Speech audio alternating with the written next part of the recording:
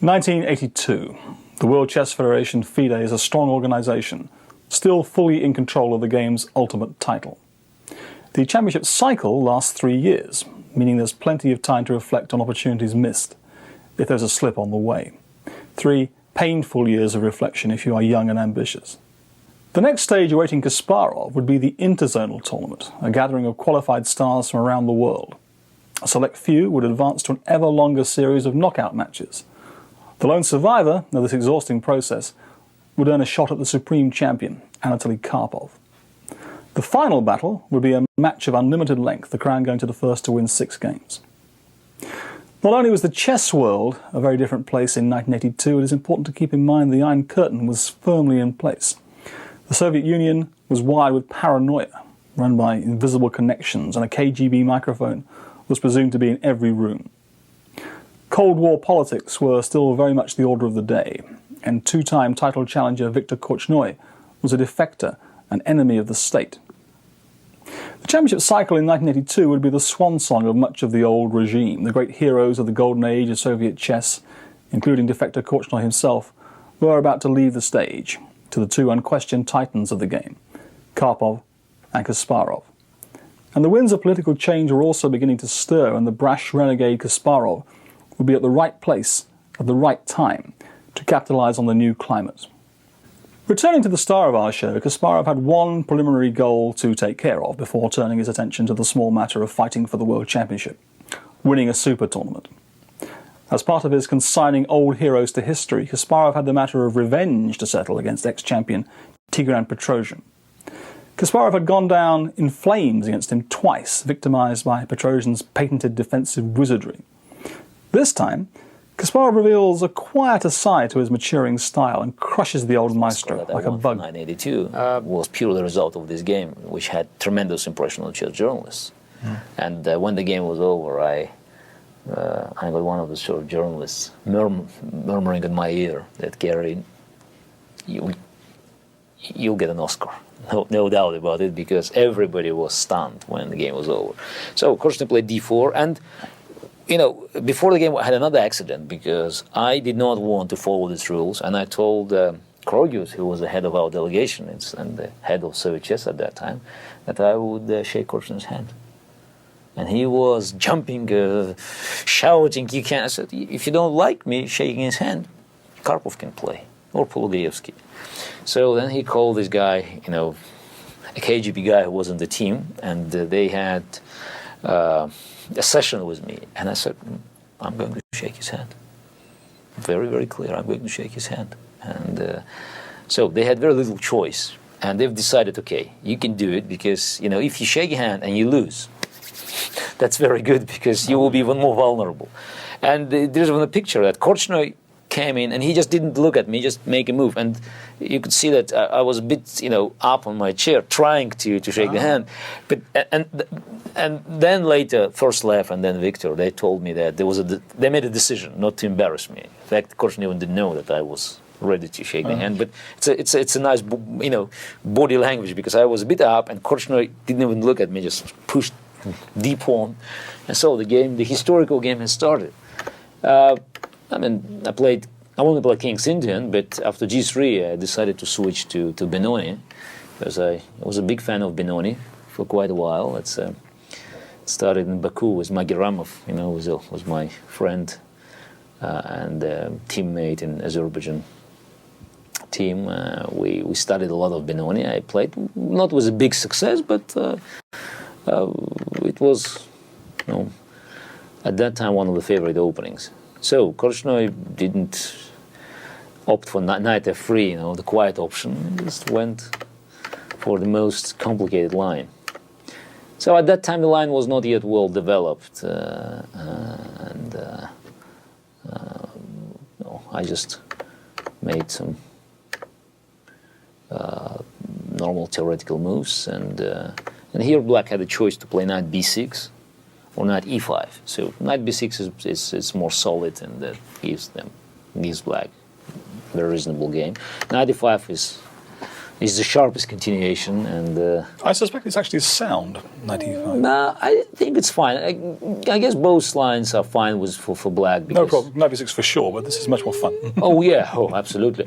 And white is not playing it anymore, so it's probably it's. I mean, I'm not a great expert in this line anymore, since I dropped Benoni for more sound openings.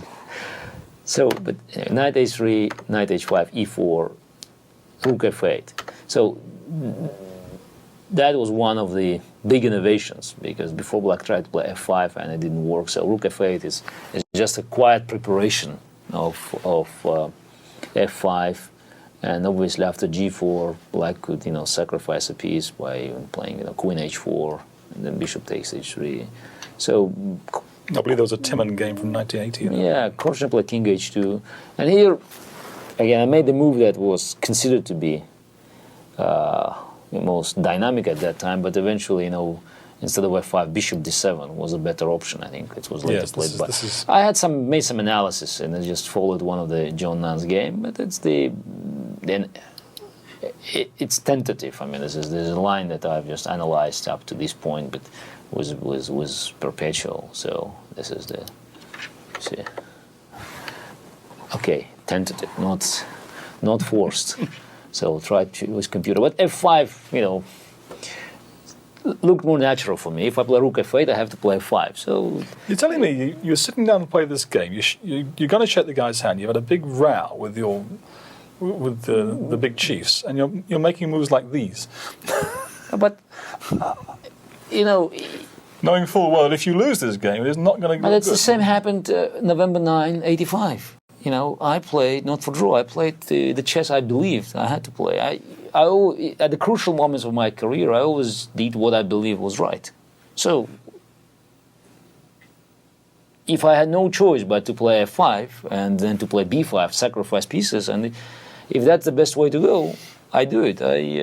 I think if you try to adjust your chess beliefs to the current political or psychological situation, it will be very dangerous.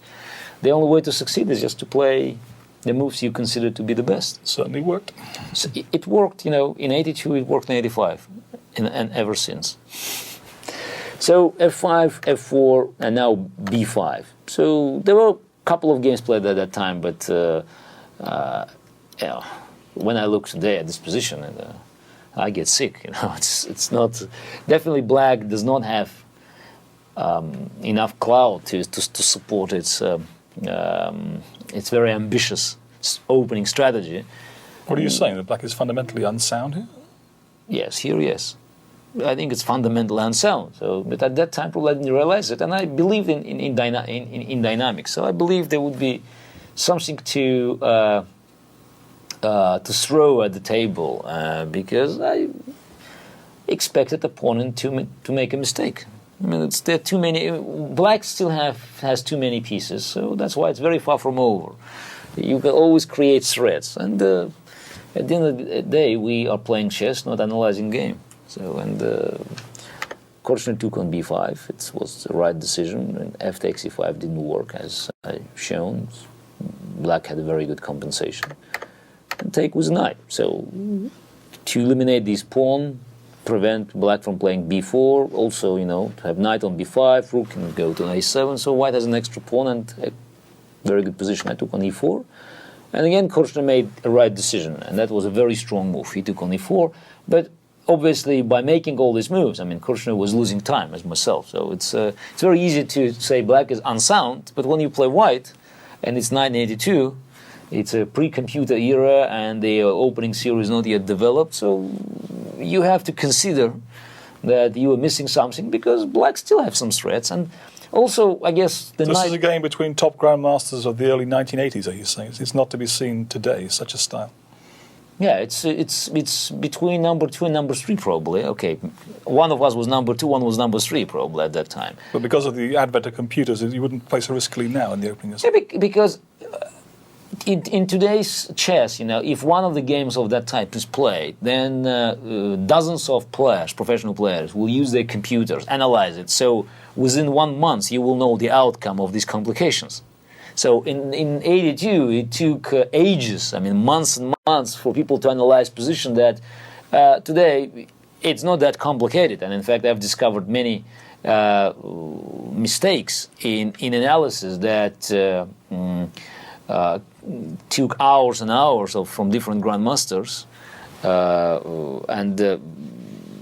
Now in 5-10 minutes, I mean, I could clearly see that, you know, something was wrong, because machine doesn't understand the position with a broken material. It's very complicated, but at the same time, machine doesn't care very much about all pieces hanging, and so that's why it immediately sees, you know, the outcome of some big complications.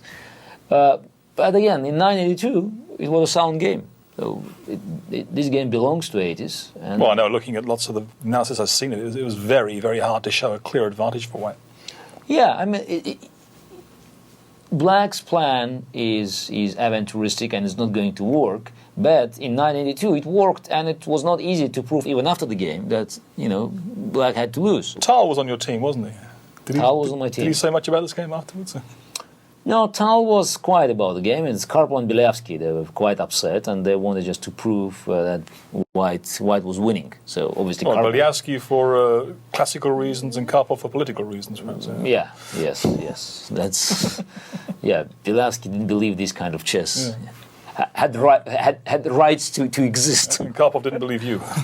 No, Karpov was shocked because, you know, he realized that he was thrown a big advantage in my hands.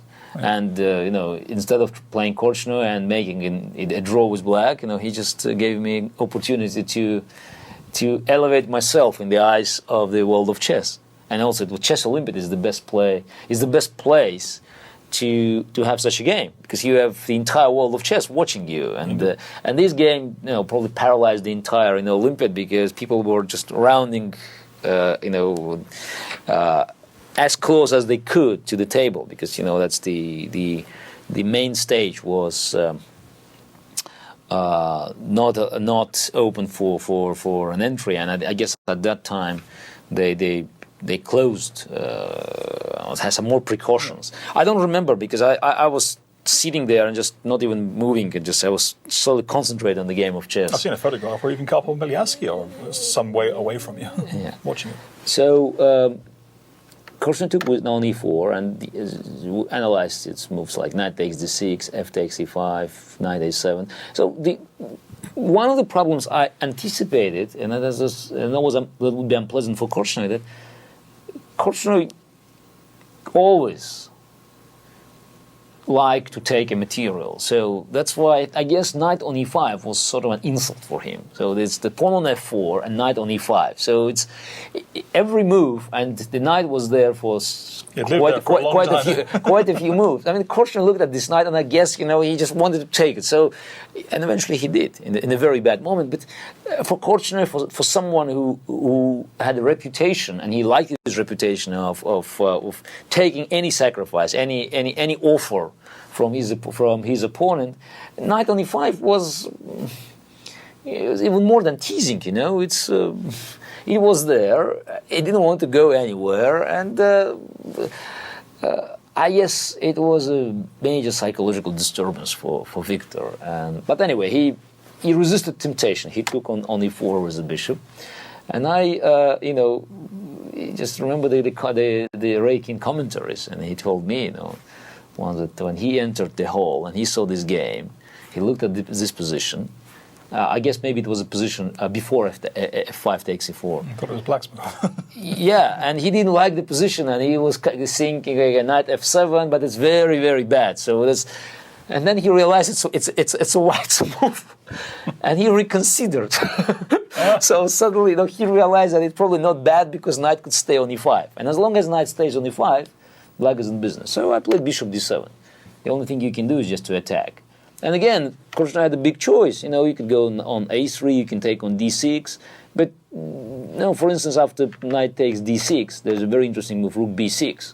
And suddenly, Black is in business. So if White continues, just taking these pieces, then Black has fantastic attack. So, and again, we could see the clear path. White has a big material advantage, but on the crucial part of the board, Black has decisive advantage. So, and in a couple of moves, queen will appear on h4, and that will not be good news. Oh, I'm sold. So again, you cut the board in two, and you see that on the crucial part of the battlefield, black is dominating. So Korchnoi found a great move. I mean, queen e2 is an excellent move. You know, he keeps his knight on b5. You know, improves the queen, and also, you know, black has to do something to, you know, to be very inventive, because otherwise, you know, at one point, you know, knight on e5 will be taken. Also, knight takes d6 is a threat now, because knight has a square on c4 after rook b6. So queen b6, what else I can do? Knight a3, and rook e8. b6 is not a good square for the queen, because it could always be attacked from c4, but at least black was trying to use queen on e2. Now rook from b8 moved to e8, and this is the critical position. That's the critical position. Again, white has to make a choice. There were many options. I mean, I analyzed 5. I guess there are more than 5 moves. So the best move was definitely with queen g2. That's a very solid move that just probably could annihilate black's initiative, because now everything's well protected. You know, somehow in some lines knight can go on e2 after taking on e5, and when bishop goes on e5. So probably g4 at one point is threatening. There's not much black could do here. I mean, yeah, but you're not completely dead, are you? I mean, no, I would probably play either knight, you know, knight f7. There was one option, or queen b4. You could just try to mud the waters, and there's still some lines. So again, you cannot take on e5. So as long as knight is on e5, white has some psychological discomfort. You know, so that was a line that would give Korchnoi a very clear plus. So it's a big advantage, but you know, the game would continue. Yes, yes. It's a big advantage for white, but the time is flying, and you know, we are just at move 23, and all pieces are aboard, and eventually anything may happen. So, but obviously after queen g2, white had an easier game, because most of black's threats could be eliminated. So again, black had to be inventive not to lose immediately. Yeah, but I understand why Korchnoi blundered now. He thought you yeah. bishop d2, didn't he? Yeah, but g4 was also a good move. But yeah, g4 was also. But it's, you know, in the book, I know in my book, in Test by Time, I had this line with queen d8. But later I found a refutation. So again, they're very complicated lines. I don't want just to jump into these waters. But white was better. But after knight f6, again, very complicated lines. Black had compensation. So bishop e3 or f takes e5 were not as good. So Korchnoi did very natural move. The only problem is this move is just wasting. That's a very unusual tactical refutation. Yeah, it's very and that's what happens when you have to struggle with so many tactical problems, and it's not a typical tactical shot. So you always look at some, you know, knight takes g3 tactics. So you can't in your mind knight f3 is not possible at all. So that's why, you know, to realize that. I mean, I didn't even analyze this move. You know, rook fb1 is losing after knight f3. It's a difficult move to classify. What is that move, knight f3? What is it? Is it a deflection move? I don't know. I can't think of a name to describe that move. An adjective. Yeah, but because it has classification of it. It has multiple functions. You know, it opens rook on e8. It opens bishop on g7, and also it creates a havoc in the white. When you have the position on the board after rook b1, and someone says, "What is black's move?" It's not difficult to see, but it's a very unusual type of move. I can't classify. I guess. I don't think I've seen a tactic like that. I guess Korchnoi didn't even count on taking on b2, because it seems, you know, losing automatically. Had you seen it before he played bishop d2? I didn't. Problem is, intuitive, maybe. Yeah, I didn't look at his moves because he had so many. Yeah. I mean, that's what I thought. I was thinking about g4 mainly, trying to figure out what I'm going to do after g4, and bishop e3. So bishop d2 came as a surprise, but it took a couple of minutes for me to realize that I could take on b2, and you know. How did he react? Hey, he took on e5. So physically, how did he react? Was he startled? Or? I think he was, he was annoyed, at least saying. He was really annoyed because he realized he can't play rook fb1. And now, because rook fb1, knight f3 line, he decided to take this knight on e5. I mean, he couldn't tolerate this knight anymore. In fact, bishop d2 is not losing the game. In the contrary, I mean, white had two good options. The best was to play knight c2. And it's again for black to be inventive and just to find some ideas to stay in the game. So I was playing with queen b8, but eventually, I found, in computer analysis that that's not good for black. Take on f8 and bishop e1. That's why the best for black was to play knight f7 and then just to play some phenomenal move like rook e4, knight f6, and again there are complications, but black is holding a draw. So that's why bishop d2 was not losing at all. I'm sure a lot of people listening to you, Garry, will be struck by this. In no way meant as a critical remark, but time and time again you're saying, I felt this was okay, or I felt this right, and the calculations are coming afterwards. But I calculate lines, and I could calculate, very long lines, but sometimes it's useless to calculate because opponent has too many options. So look, before bishop d2, white had 5 moves that you have to consider. So you can't calculate all the moves. So I think the biggest quality is to be able to start calculating when it's really necessary, when you have just one long tree. So you can't waste your calculation in different lines, while most of them will never happen. Okay. So you use your intuition, you use your understanding of chess, and when it comes to the point, you calculate. So, and now Korchnoi made a decisive mistake. He took on e5. But again, as I explained, there's a lot of psychological background for this mistake. I mean, he could not see this knight anymore.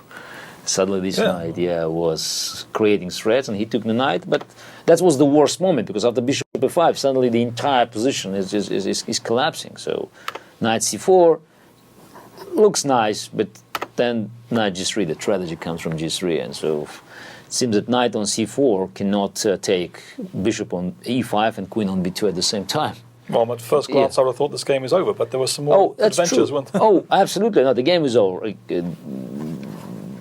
White is lost, but it was an exciting game. So I managed to create problems, and now it was time for me to make mistakes. So here I could win. I mean, rook f2 was the easiest way to win, but even queen c2 was not bad. Knight e5, and here knight d2 was winning easily.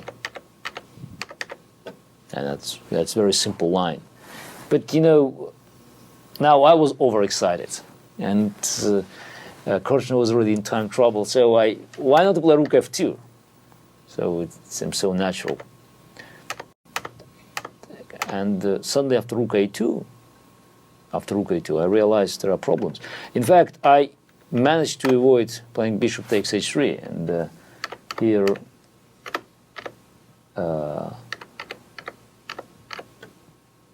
white had a tremendous resource, knight f3, and look, suddenly white pieces restored coordination. It's very unusual. Okay, white suddenly has 5 pieces, because we know that d5, pawn on d5 is also a piece, well coordinated, and black queen is just moved aside, and it's very difficult to find a way to just to coordinate queen, bishop, and knight, and also black king suddenly is in trouble. So I couldn't calculate all these lines, but I felt black probably would not be on the winning side anymore, and I guess I was correct. The problem is that the move I made in the game is knight takes f2. So instead of bishop takes h3, it's not winning. I got after rook f2, queen f5, knight d7, knight d3. That's what I calculated, and I thought, okay, black had to win. I lost. Seems sensible. Yeah, I lost the bishop, but knight is on d7, is hanging. Then I have many threats. I have material. It's excellent for black. I mean, it's just queen and 2 pawns for rook, bishop, and knight. But most important that black is in the attack. So if white had all the pieces in the right squares, let's say knight from d7 on f3, that would be another story.